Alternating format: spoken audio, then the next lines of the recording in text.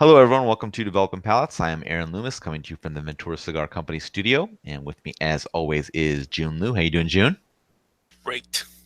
So today we are talking about the Montecristo Ciudad de Música Robusto. Cigar is 5-inch by 50 ring gauge, comes out of the Tabacalera La Alianza factory in the Dominican Republic.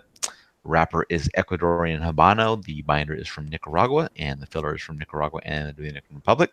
It is blended by John Huber and Ernesto Perez Carrillo. Price point is $13.25, and the cigar was released in January of 2018. So with that out of the way, June, what was your smoking experience like? First third, it was a sharper tasting profile. On the front end, a very spicy cedar, uh, more of a pungent, like freshly ground black pepper, dry nuttiness a little bit on that end. On the back end, there's like a slight bitter wood effect, and it's like it just uh, kind of puts a cast on everything of just being long and lingering. The retrohaling, both black pepper and dried nuts, comes through in a fuller manner, string the body medium. Um, and then when I get into the second and last stir, which for me it tastes exactly the same, it became less sharp. I felt like the flavors melded a better. Profile picks up a really nice minerality to it, baking spices, creamy dried nuts.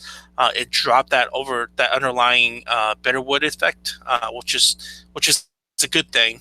That's kind of one of my gripes about the first stir that I had.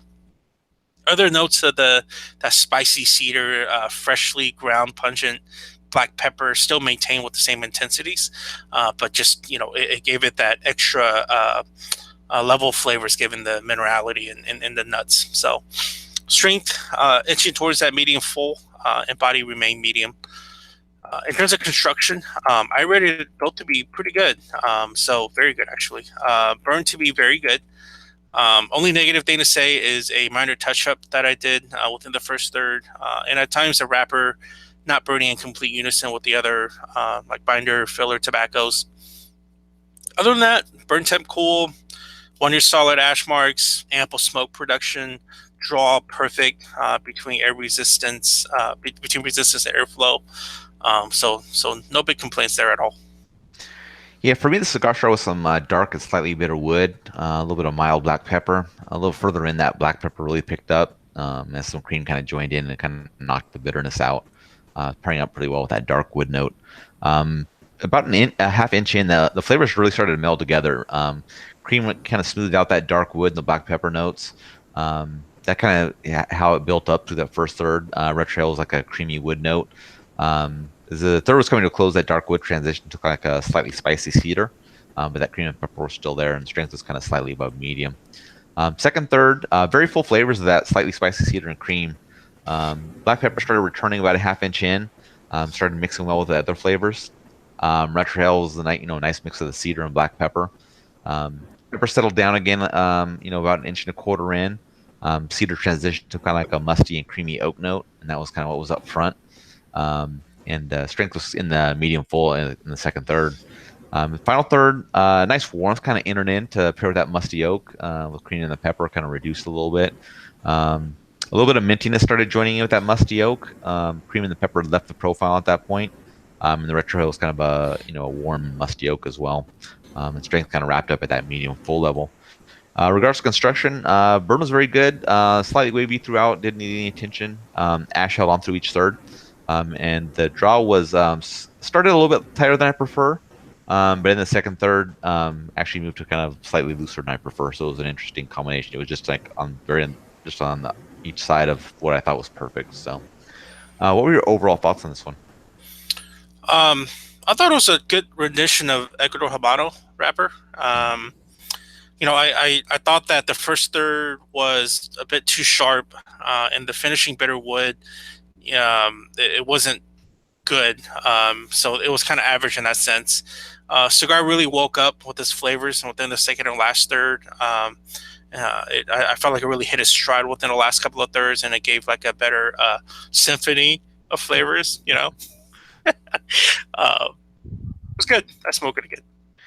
Yeah, I think full flavor and full body would be pretty good descriptors for the cigar, at least for me. Shortly after the cigar started, just kind of a flood of flavor.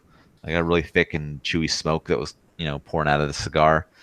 Various iterations of the wood with the cream and the black pepper core flavors. Really, I thought it was pretty complex. Strength was definitely on the higher side of medium, kind of medium full from the second third on. But I thought it was pretty well balanced with the flavors. I didn't think it was strength for the sake of strength there at all. And I think this is an interesting collaboration. I mean, it's not like a collaboration between blenders.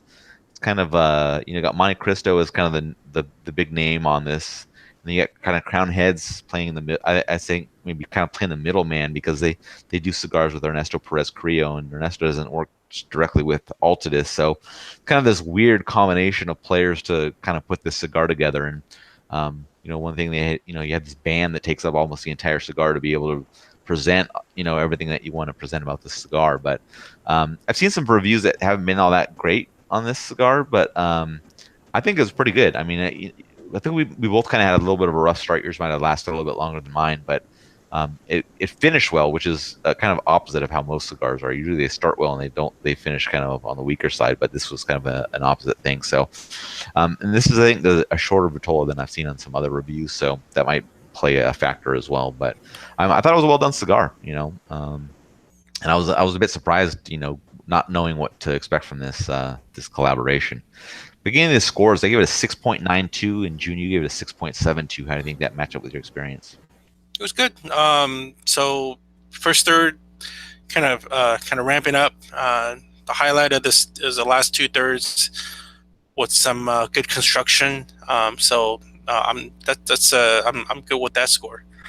Yeah, mine was a good flavor throughout.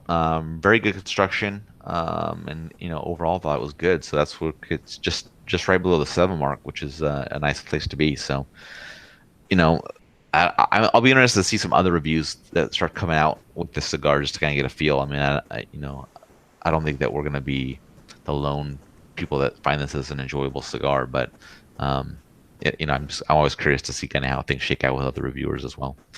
Any other final thoughts on the cigar?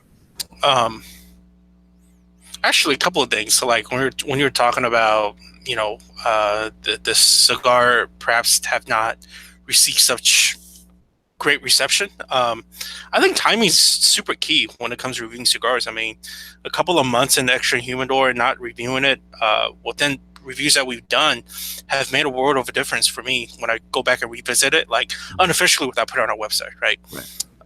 So this might be one of those scenarios. Another thing I was thinking about is, you got so many players making this cigar. I'm interested in seeing like how they actually get together and make this, like who has influence to what, ideas are in baseline, flavors they want to hit. I've always found that interesting, and how, how true blenders blend cigars. Yep. And what taste profile they hit, and what they, at the end of the day, without bias, think of if they made the mark or not. So. Right. Sure. All right. If you're just catching this video on YouTube, be sure to subscribe to us, but also check out the full written review on the website, developingpalates.com. Be sure to follow us on all the social media channels, Facebook, Instagram, Twitter, and Google+. And you can catch all of our review recaps on podcasts. So iTunes, Google Play, and Podbean. Thank you for tuning in, and we will catch you on the next one.